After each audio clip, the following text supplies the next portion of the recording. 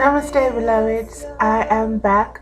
This is part 2, and I want to send a shout out, non shout out, to my sister Celeste Morgan, who called to just give me love and healing and light, and just to let her know I see you, and I love you, and I thank you so much for just being you, your wonderful self. And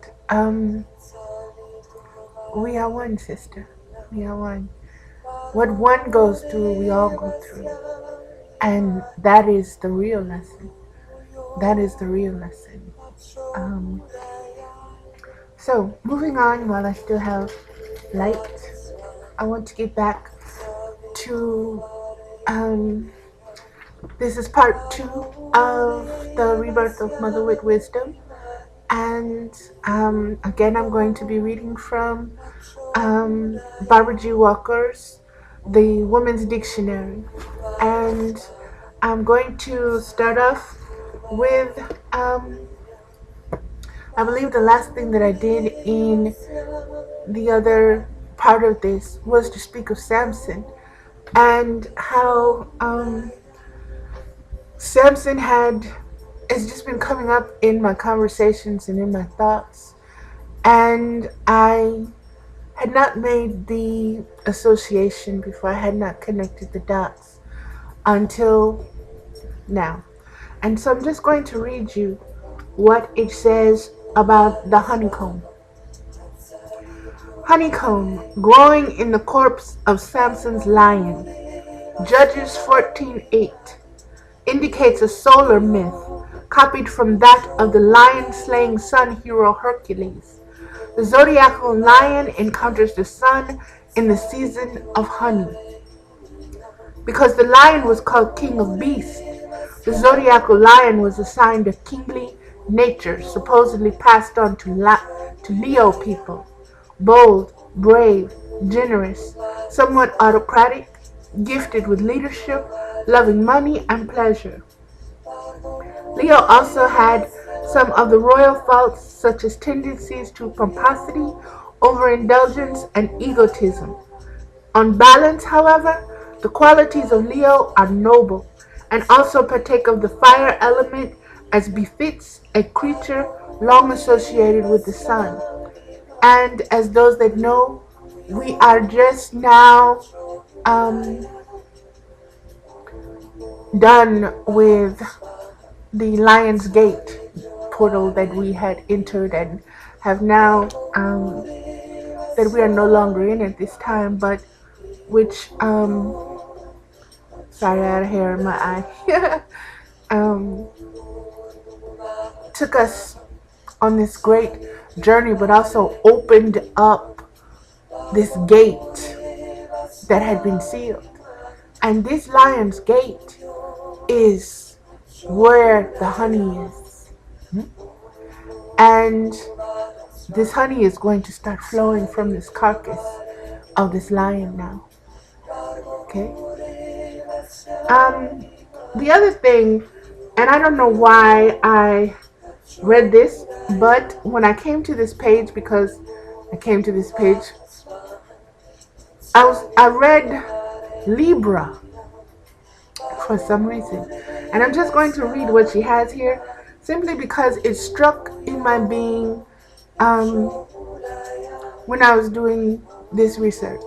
So here it is. Libra. The Sanskrit name for the sign of Libra was Tula, the balance. Persians called it Tarazuk, Tarazuk, the balance. Babylonians called it Zibanitu, Zibanitu, the scales. Greeks called it Zugos, Zugos, the yoke. The traditional sign of Libra does look more like the kind of yoke worn over the neck of an ox than like the balances that the ancient world used for weighing. Nevertheless, It has always been understood as a scale, similar to the scale of Ma'at, that weighed hearts in the Egyptian afterworld. The Roman zodiac placed Vulcan, y'all, in the position of Libra, perhaps because he was the god of weights and measures. The sign was ruled by his official spouse, Venus. This goddess was related not only to Ma'at in Egypt, but also to her Carthaginian counterpart, Tanit, who was also known as the heavenly judge and held the title of Astaroth, Queen of the Stars, and Asteria, the Lady of Justice. Another Roman name for her was Libera, assimilated as the consort of Dionysus. Bacchus, Liber, worshipped together with him at the annual festival of the Liberalia. Part of Tanit's symbol produces the modern symbol of Libra, the very name of which is a short form of her Punic Roman title Libera. Traces of the goddess' influence may be seen in the traditional qualities of Librans: artistic instincts, love of pleasure and beauty, generally good-natured charm.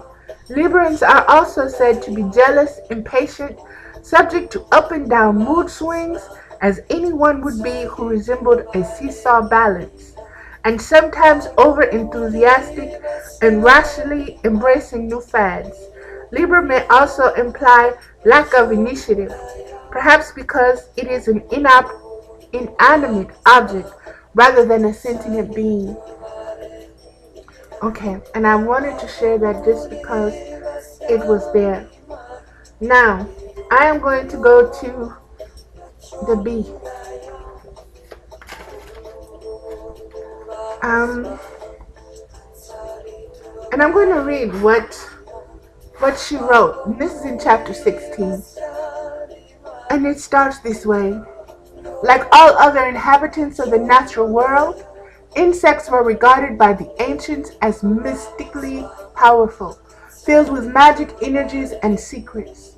Their mysterious habits, their curious nests, their ability to fly, and their shape-changing metamorphosis were always matters for wonder. Burrowing insects were thought to have special rapport with the earth. Flying insects were often viewed as soul carriers, or intermediate forms of human souls. Thread-spinning insects and arachnids were seen as servants of the thread-spinning fate goddesses. Destructive insects were much feared because a plague of locusts could mean widespread famine. Termites could shatter houses. Scorpions could kill. Because insects are mostly small, their activities often escape notice, and so there were many erroneous ideas about them. The ancient naturalists knew something about bees, which they domesticated, and such common pests as flies, ants, mosquitoes, and crop-eating caterpillars. But the true study of insects was initiated only in the 19th century, and many questions about their ways still remain unanswered. Naturally, such considerations never appreciably interfered with their use as symbols. Remember the symbology. Look for bees in the ancient stela, in the ancient writings, in the ancient hieroglyphics, and you'll understand some of what is getting ready to be revealed and shown. Bees were greatly prized in the ancient world as makers of the honey that was simultaneously a desired food and one of the few important preservatives, there we go, then known. According to Porphyry, all bees were the souls of nymphs, priestesses, who had been in the service of Aphrodite during their lifetimes, especially at her temple at Erex, where her symbol was a golden honeycomb. Priestesses of the goddess were called Melissa, bees. At the Ephesian temple of Artemis, the Melissa were accompanied by eunuch priests known as Essenes, meaning drones. The goddess Demeter was also addressed as the pure mother bee, a former matriarchal ruler. Hear me well when I say this, okay? A former matriarchal ruler of Israel, was Deborah, whose name means Queen Bee.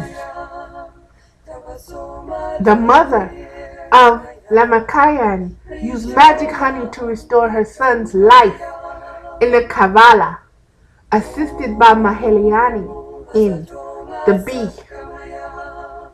Even the patriarchal Mithric cult revered the moon goddess as maker of the honey which was used in purifications. Bees are Hymenoptera, Hymenoptera, veiled winged. Remember I said I received my wings? Recalling the hymen or veil that covered the inner shrine of the goddess's temple, and the officiating nymph, high priestess, who bore the title of hymen and ruled over marriage rituals and the honeymoon. In folklore, bees were always identified with mortality. If bees left their hive, it was taken as a sign that the hive's owner would soon die. It was also considered important to tell the bees about a death in the family so that they would not fly away. In some sections of England, it was customary to turn beehives around to face in the opposite direction when a corpse was being carried out of the house. Please do your due diligence. Please look up these things. Please look up the goddess Demeter. Please look up the matriarchal mother, Deborah, which means queen bee. The Deborahs were like the Sibyls. They were more than just a woman's name. They were a group of women. Understand? Understand? No. Also,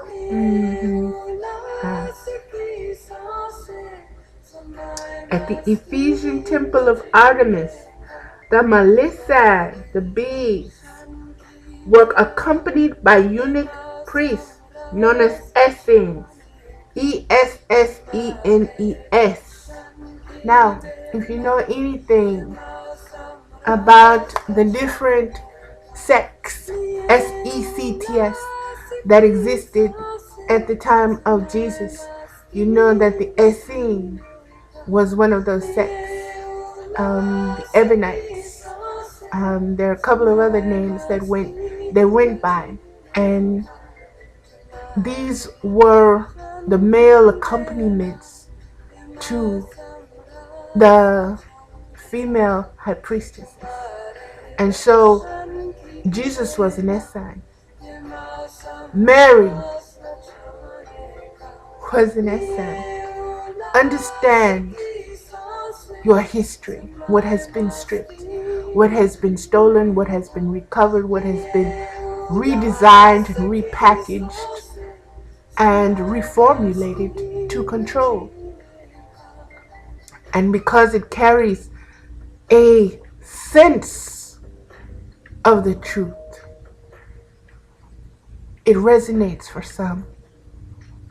But if you want the whole truth, then you have to look for it. You have to dig for it. Because I want you to know, excuse me, so much has been purposely hidden. So much has been purposely removed. When in the first video I spoke of 3 centuries, hear me, 3 centuries, not 3 years, not 300 years, 3 centuries of women were killed, were murdered, were brutalized because of the knowledge that they held orally and had written and had passed on and forward.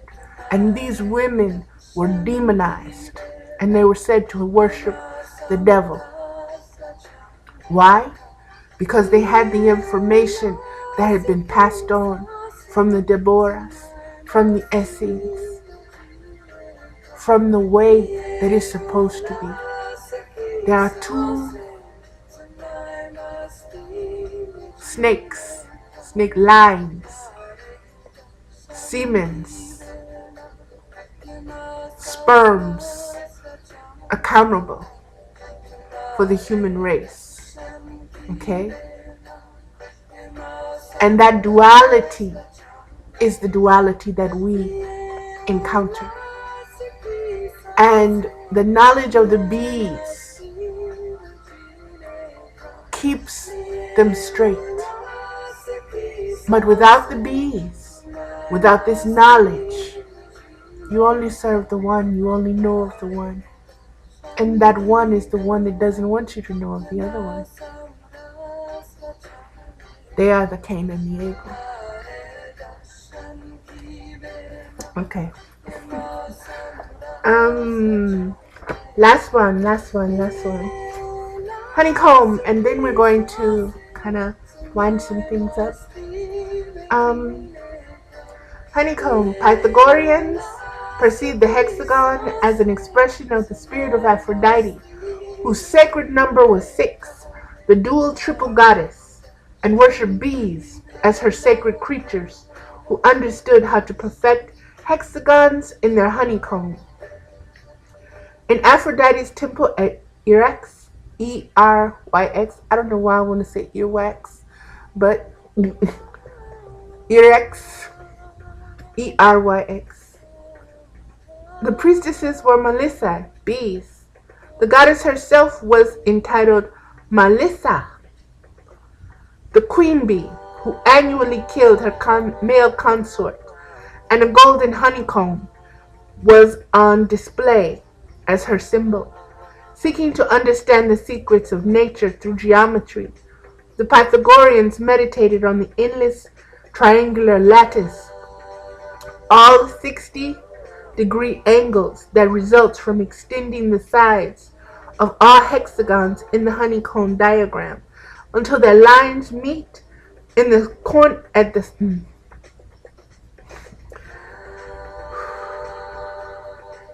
I'm getting excited when I receive deep esoteric information. And this is deep esoteric information. Okay. All 60-degree angles that resulted from extending the sides of all hexagons in the honeycomb diagram until their lines meet in the centers of adjacent hexagons.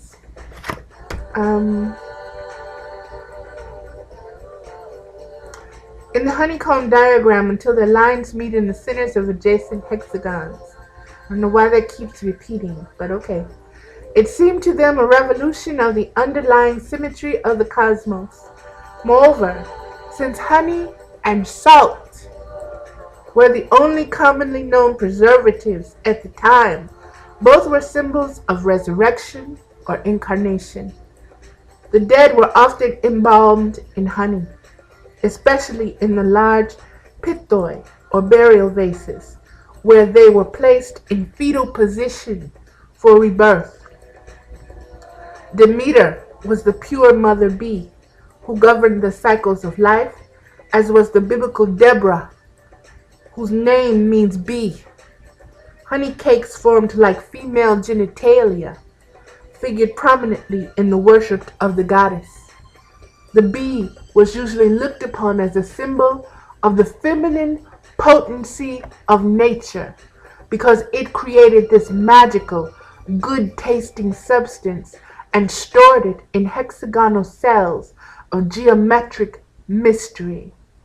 With so many ancient connections with the goddess, it was inevitable that medieval hymns addressed the Virgin Mary as a nest of honey and dripping honeycomb. Okay, and I'm going to put this down now because this is the end of that. But the words that are coming up are salt and honey, and the fact that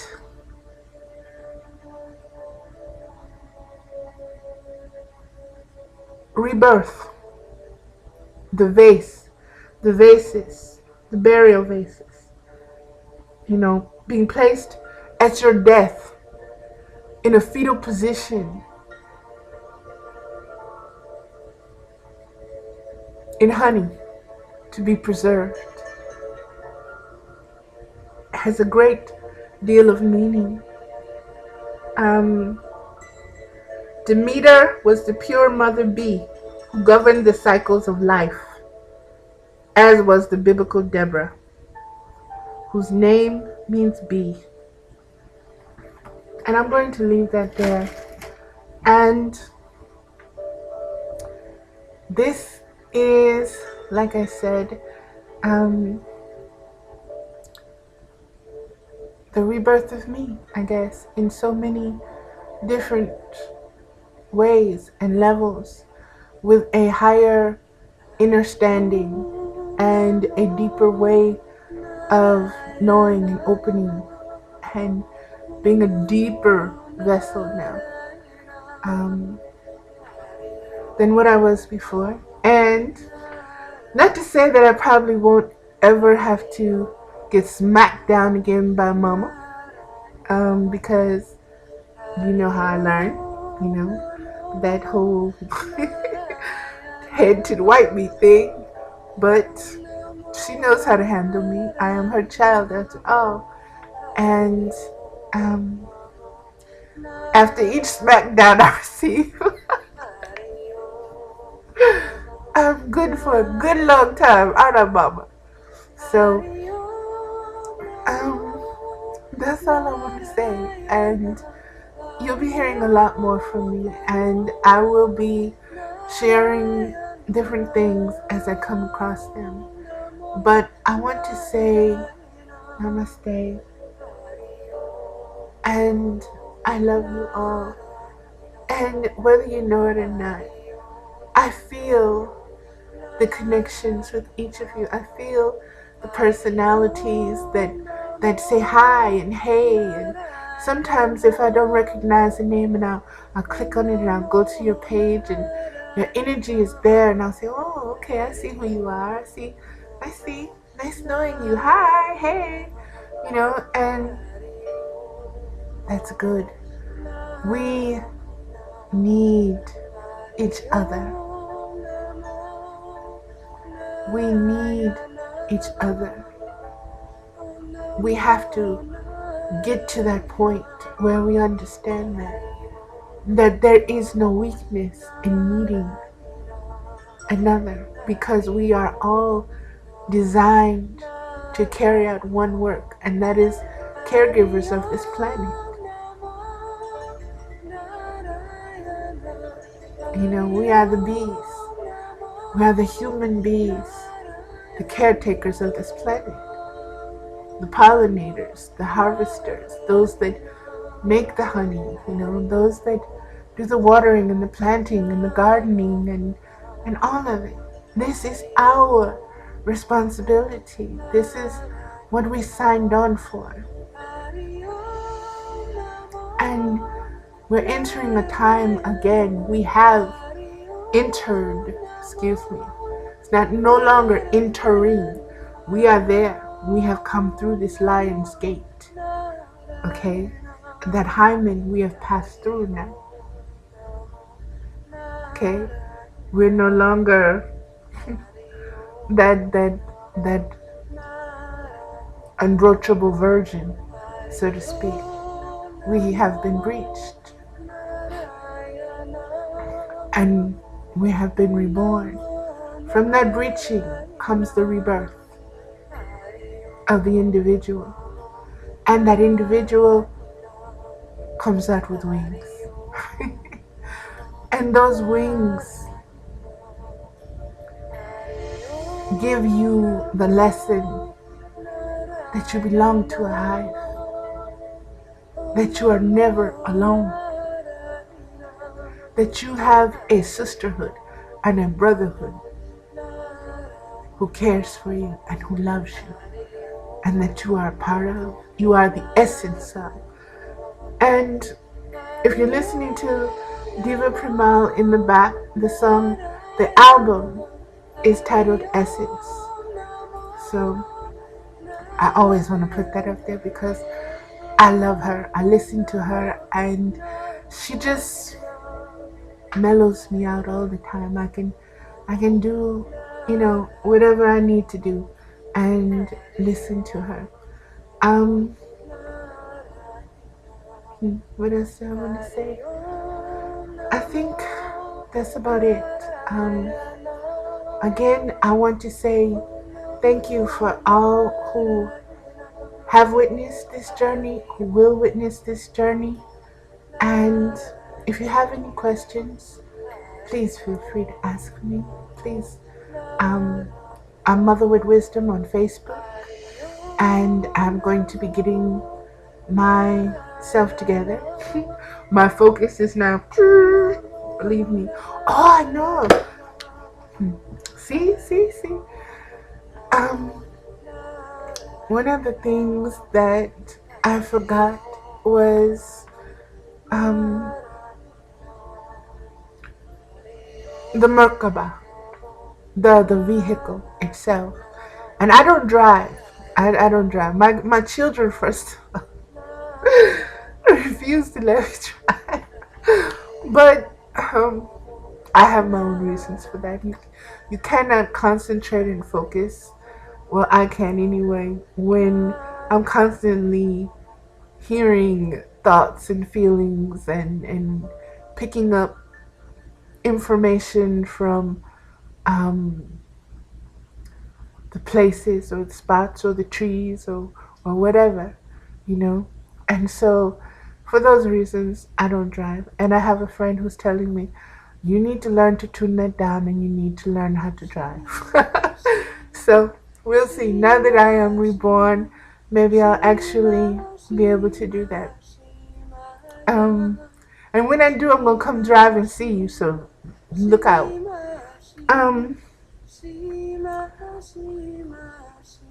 What I was given was, my lesson was focusing. And I refused to focus.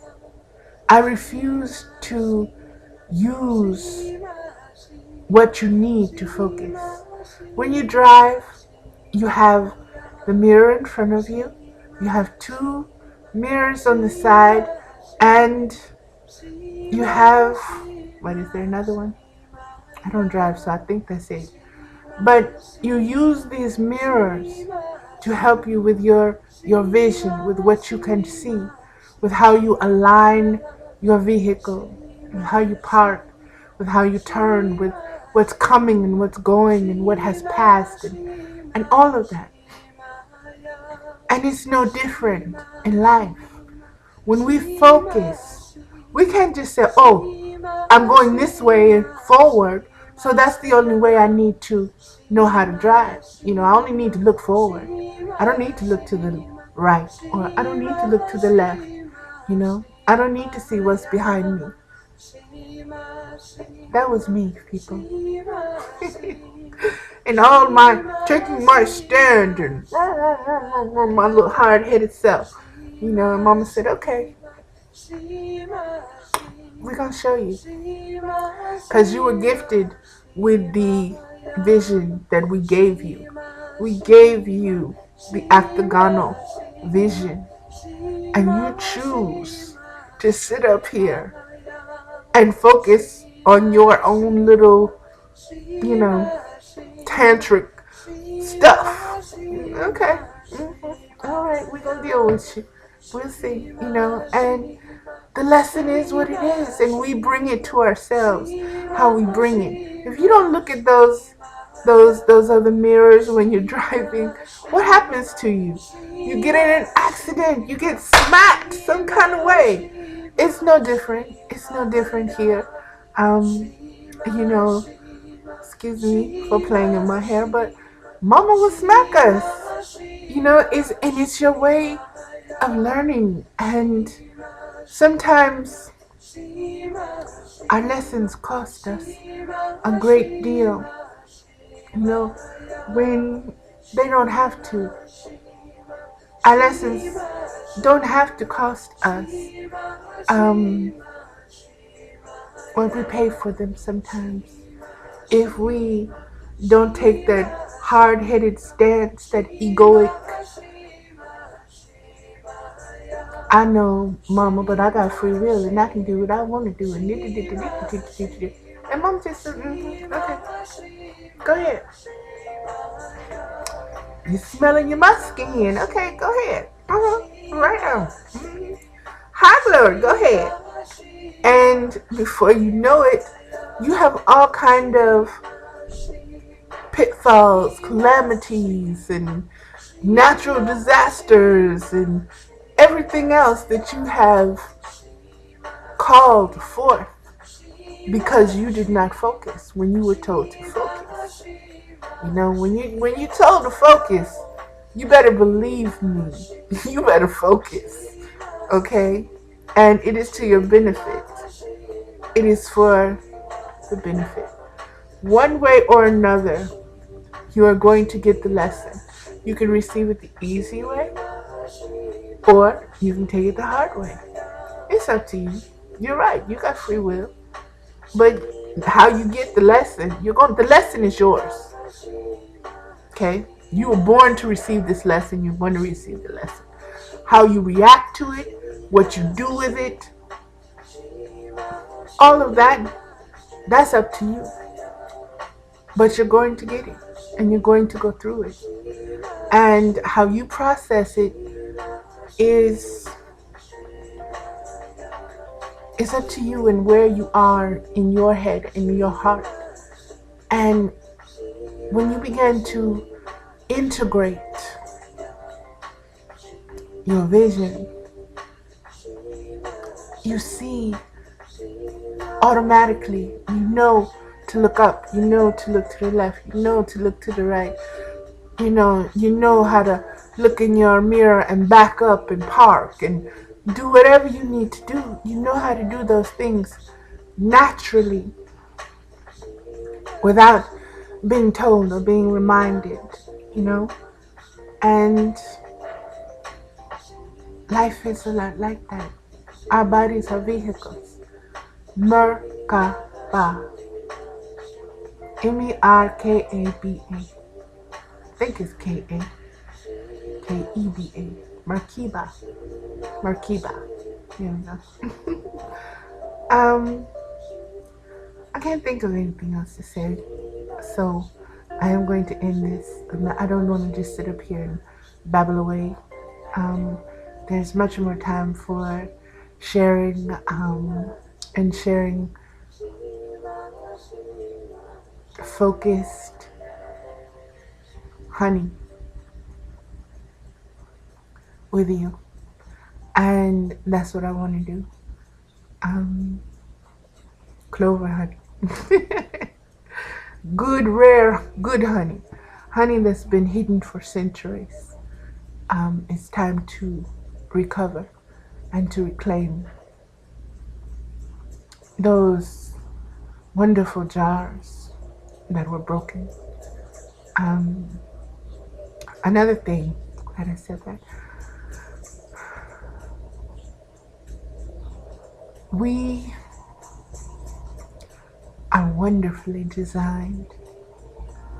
We are so wonderfully designed. Everything that we need is inside of us. It is inside the marrow of our bones. It is inside the plasma in our blood. It is inside each follicle of hair, DNA. and our genetic signatures that we leave with our children and their children and their children.